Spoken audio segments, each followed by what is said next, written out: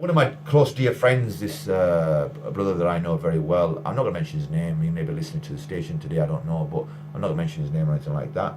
But he's going through a bit of a difficult time in his life, and he had a court hearing this week in relation to his children. He's been separated, divorced from his previous wife, which they have 3 children.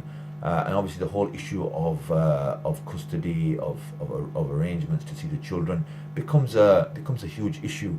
And as you know, when the marriage breaks down, there's always bitterness, anger, emotions, and a lot of stress in this whole process, and sometimes it can get very messy. And unfortunately, we live in a climate right now where many Muslim parents, have gone through the divorce avenue, have separated, and it's been very messy from some of the experiences that I've heard of. And very unfortunate stories that you hear of how fathers have lost contact with their children because the mothers won't allow them to see their father. Whether it's an issue in our community or not, it is an issue. There's no doubt about that. I'd link this back to Islam and say, as a result of us, going outside the folds of Islam, we have started to, use our own desires as a criteria. So if we feel hurt, we feel somebody's let us down, we want to cause them hurt, we want to cause them pain, we want to cause them difficulty and hardship along the way. And I know that if the sisters listening out there or brothers listening out there, I'm not trying to side on anyone. Yeah, it's my friend going through this, and you might think that I'm way biased towards the whole situation. No, I understand sometimes the situations are brought about through the brothers, and sometimes situations are brought about through sisters. But my point that I want to raise more than anything is more linked to the children.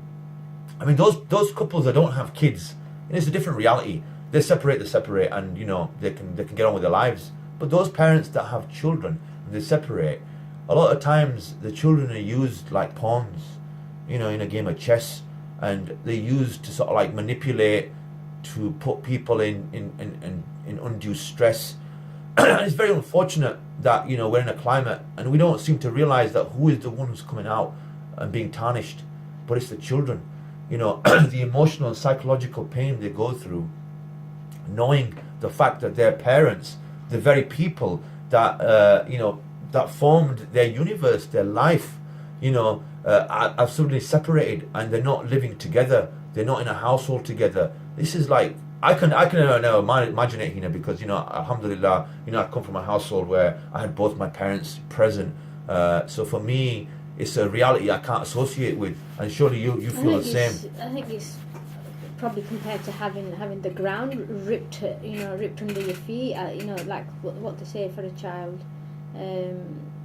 But yeah, it does for a young child. It can psychologically, emotionally, and mentally affect them. And it is important, like you say, how do the parents deal with the aftermath? I think I don't know, obviously, when you're a child you don't really look into this, but back in the days when you used to hear about people splitting up, you never used to hear about the politics that went on afterwards. It was always amicable, so to speak. But now when couples split up, there's always bad blood between them, and like you said, they'll use the children as pawn to hurt each other as much as possible. But what they don't realise is that they damage the children in the long run. I think if couples come to a stage where they part, that there has to remain a certain level of integrity between them. No, precisely, and I think that's the point I was trying to make. That we as adults, we have to look at the bigger picture, and if we are not compatible as partners and we can't work out, then alhamdulillah, even Islam recognizes this and gives us a very clear avenue to address the situation. There's a process that we can go through. But the key thing that we need to retain is that we have respect for each other, to the degree that, look, things are not working out, let's go through the process of looking at maybe sort of like taking some time out, and looking at maybe some intermediary coming in and looking at working on this relationship or addressing some of the key problems that we have. And if things don't work out from there, then we go through trial separation. From there we can you can do the talaq once, twice, and if it's in one sitting or in 3 sittings, it's better to have it in 3 sittings, of course. So it gives people time to go through this kind of period and really think and reflect about their lives and where they really stand with everything else.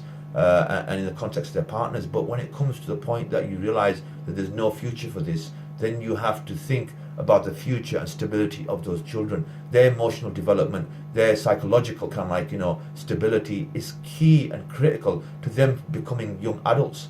And surely, the implications of having a bad experience is going to tarnish them in the future. And I pray that Allah subhanahu wa ta'ala, protects and preserves these young innocent minds, who in my minds are going through some emotional roller coaster, as a result of their parents not communicating appropriately and respectfully.